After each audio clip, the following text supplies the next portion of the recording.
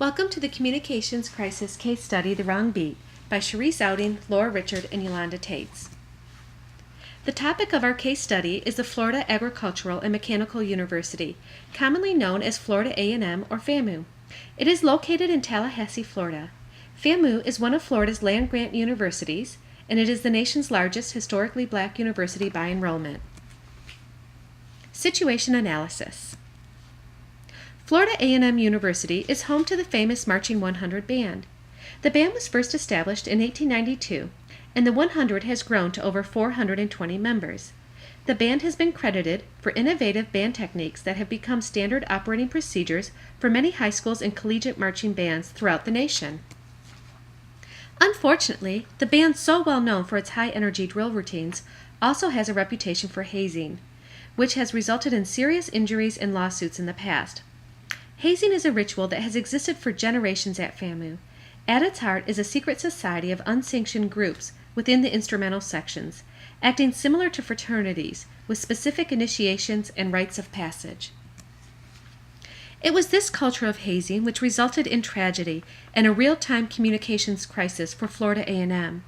The date was November 19, 2011. The place was Orlando, Florida, following the popular Florida Classic game between FAMU and Bethune-Cookman. The Marching 100 had returned to their hotel following their performance at the game.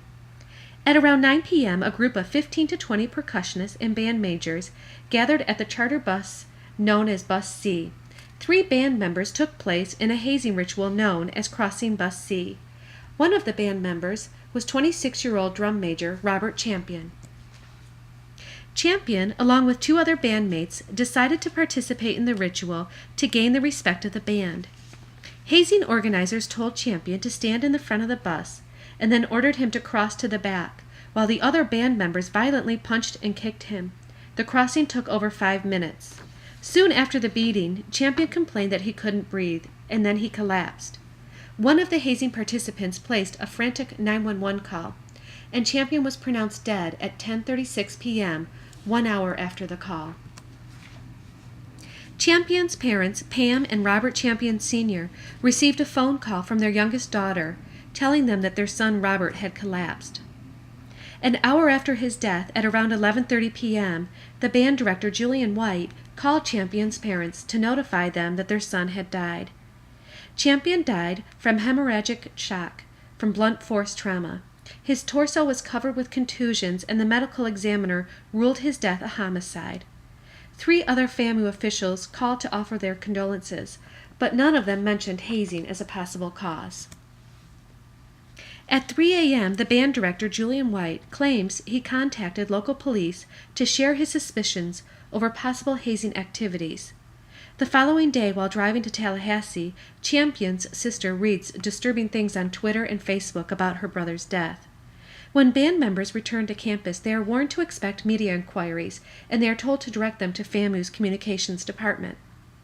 On May 3, 2012, the state of Florida charged 11 individuals with 1 count of third-degree felony hazing resulting in death, which carries a prison sentence of up to 6 years. 2 people each face a single count of misdemeanor first-degree hazing, which carries a jail sentence of up to 1 year. The university response.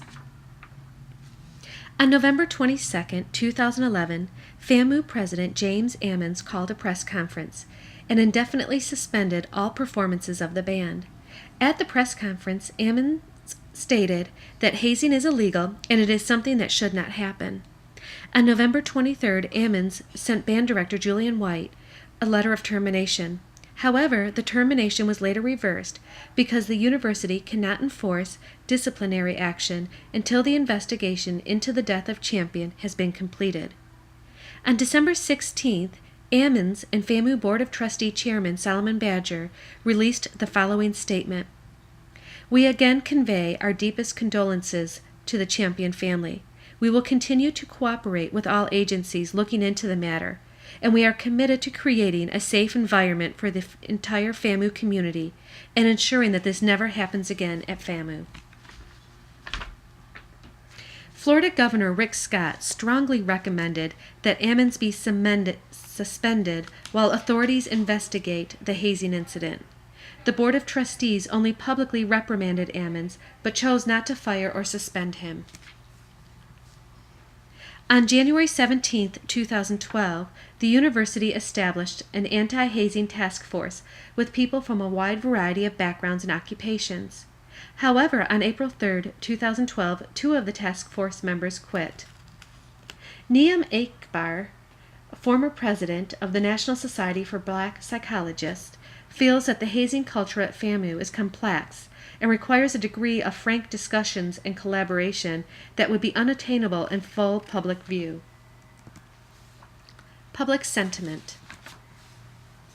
On November 28, 2011, Champion's family filed a lawsuit against the university, claiming that the school officials did nothing to stop a culture of hazing within the famed Marching 100.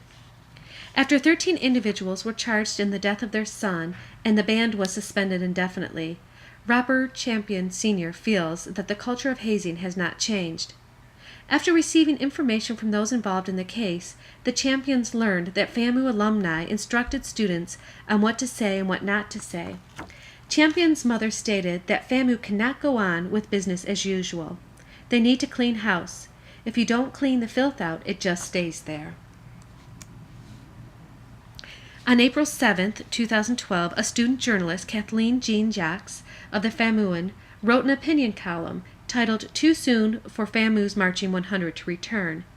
She stated that the band does not make the university and that the university is doing the right thing by suspending the band's activities. Many students and community members posted mixed responses to the article. Some argued that the whole band should not be punished, and others feel that changes should be made before the band is reinstated so that this occurrence never happens again. With pressure mounting and intense criticism growing, FAMU band director Julian White retired unexpectedly on May 10, 2012. He claims that the reason for his retirement is to spend more time with his family and grandchildren. On June 7, 2012, FAMU's Board of Trustees handed FAMU President Ammons an 8-4 vote of non-confidence in wake of the university's hazing scandal. With the vote of non-confidence, Ammons has no plans of quitting and will seek to remedy the hazing culture at the university. The goal of a well-managed crisis is to deal with the problem up front and aggressively to get the bad news over with quickly. Conversely, a crisis handled poorly drags on for months. According to Google News Archives, the key words Robert Champion appeared in news a total of 53,339 instances. Instead of resolving the crisis, this trend line shows that the crisis has escalated. The coverage has spanned over 7 months with a spike in month 6. Here is another look at the crisis coverage. Google Trends analyzes a portion of Google web searches to calculate the number of searches for the keywords entered, relative to the total number of searches done on Google over time. Beneath the search volume index graph is the news reference volume graph. This graph shows the number of times the topic appeared in Google's news stories for the period. Once again, the graph illustrates the duration of the crisis, with recent spikes in activity after 7 months. Recommendations. The level of trust publics have with a brand has a measurable effect on its financial health because it affects customer loyalty, word of mouth, employee retention, and ultimately reputation. FAMU's Marching 100 is among the university's most consistent recruitment tools. For years, the university's annual summer band camp has drawn dozens of high school musicians, many of whom later choose FAMU for college. A football season without FAMU's band means less money for the university for missed performances and possibly defaulting on contractual obligations that might put FAMU on the receiving end of a civil suit. Florida A&M University students registering for classes this fall will have to sign an online form saying they are aware of anti-hazing policies, and harsh punishments will be imposed on hazing policy violators. In addition to massive student outreach, the administrators plan to hire a special assistant for hazing who will report directly to Ammons, and a compliance officer for the music department at a cost of close to $300,000.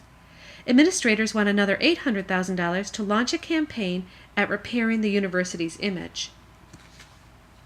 We recommend that when the marching band resumes, we propose the university provide counseling for those impacted by hazing.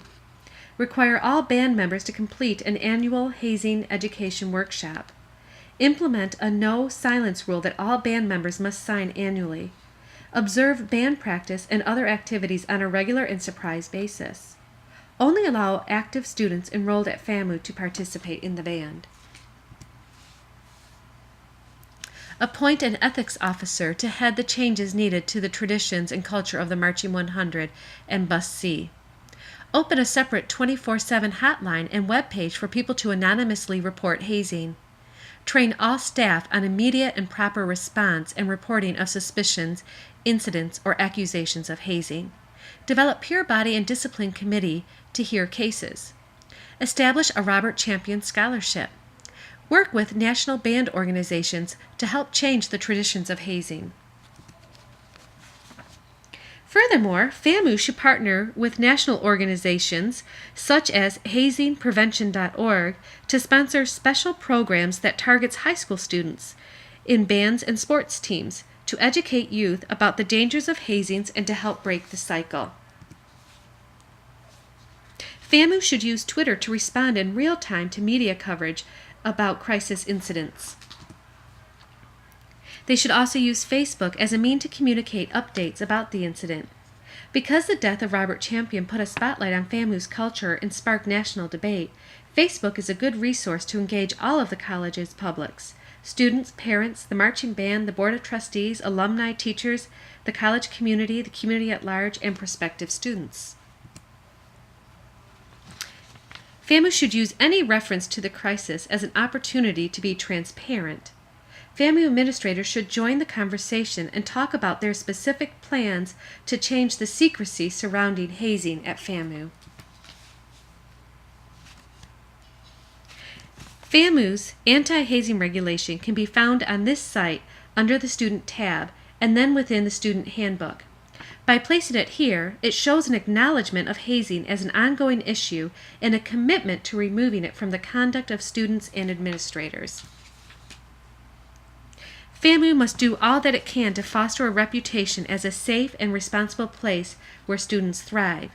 The message must come from the top, and there must be a united front among all stakeholders, and the expectations to display and maintain a high standard of conduct, particularly in regard to hazing. According to the disclosure principle, at the time of a crisis, an organization must disclose all that it knows about the crisis or problem involved. If it does not know what happened, then it must promise full disclosure once it has additional information. FAMU must control the conversation as much as possible to shed light on their actions pertaining to hazing and to remove any skepticism about change regarding hazing at the institution.